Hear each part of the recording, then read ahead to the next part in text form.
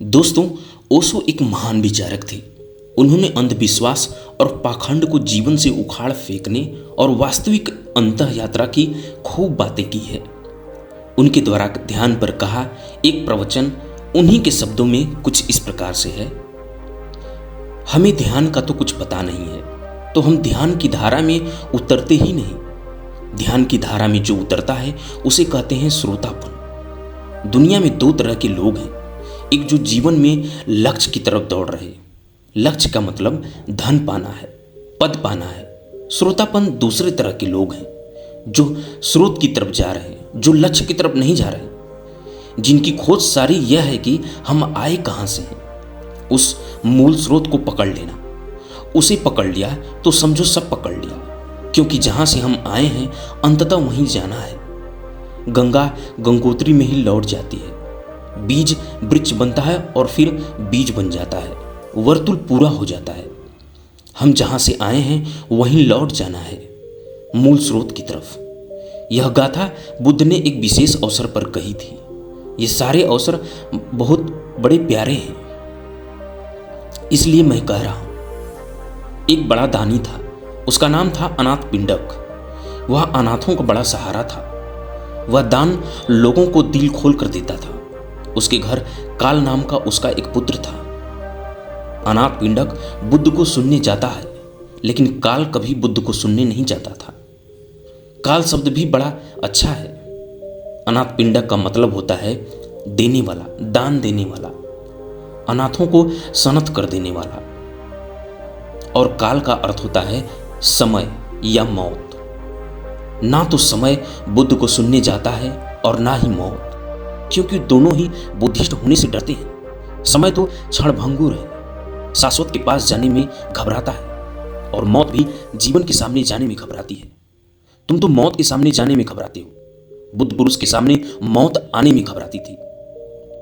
यह तो प्रतीक हुए नाम के। अनाथ पिंडक लेकिन चाहता था कि बेटा जाए और एक बार बुद्ध को सुने, लेकिन बेटा सुनता नहीं था। अनाथ पिंडक ने कहा, ऐसा कर, मैं तुझे 100 स्वर्ण मुद्राएं दूंगा अगर तुम बुद्ध के वचन सुनने जाए। इस लाभ में वह गया। तुम ख्याल रखना, पहली दफा जब तुम धर्म की तरफ जाते हो तो लोभ में ही जाते हो।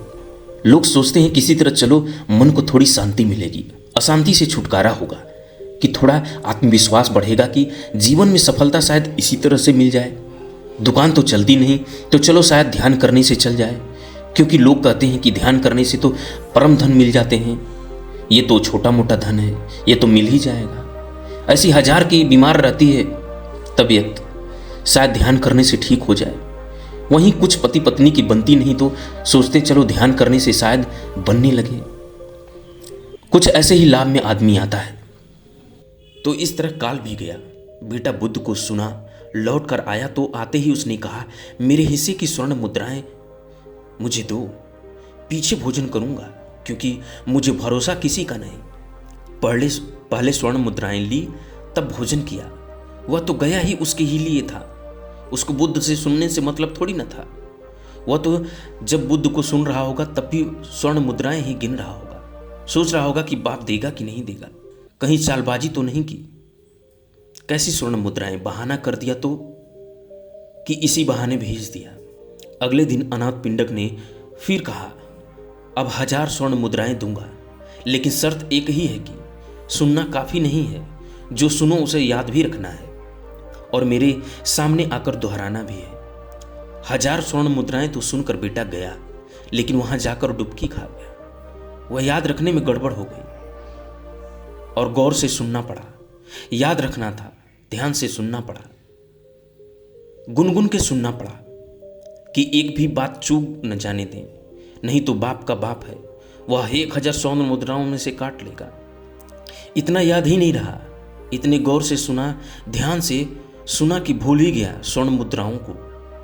भाव में डुबकी खा गया। वो वहां ध्यानमग्न बैठा रहा, घर जाना भूल ही गया।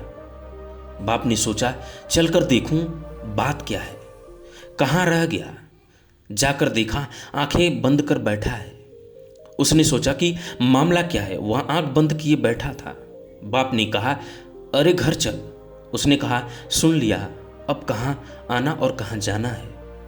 बाप ने कहा, 1000 स्वर्ण मुद्राएं तेरी प्रतीक्षा कर रही हैं। उसने कहा, वह आप ही संभाल कर रख लो, और यह सभी जो कल दी थी वापस ले जाओ।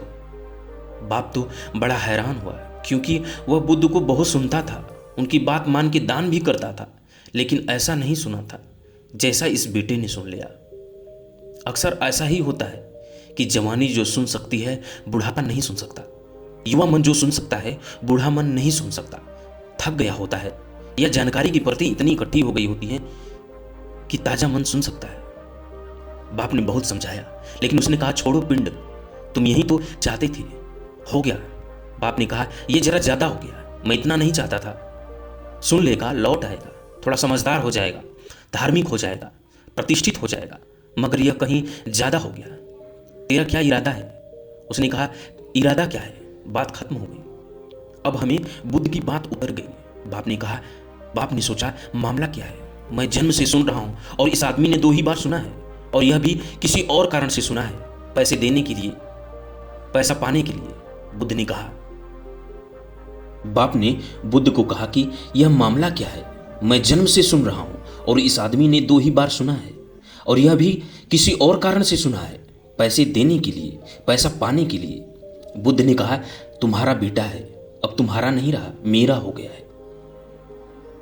जिसने मुझे सुन लिया मेरा हो गया, अब यह बेटा मेरा है। अब तुम यह दावा जाने दो, अब उसे तुम चक्रवर्ती की संपत्ति भी दे दो तो भी लौटने वाला नहीं है। तुम उसे देवलोक का सम्राट बना दो, इंद्र बना दो, तो भी लौटने वाला नहीं। तुम सारे 3 लोगों की सारी संपत्ति उसके चरणों में रख दो तो भी लौटने वाला नहीं। तो बाप ने कहा, यह कैसे हो गया, क्या हो गया? तो बुद्ध ने कहा, यह श्रोतापन हो गया, यह ज्ञान की सरिता में उतर गया है।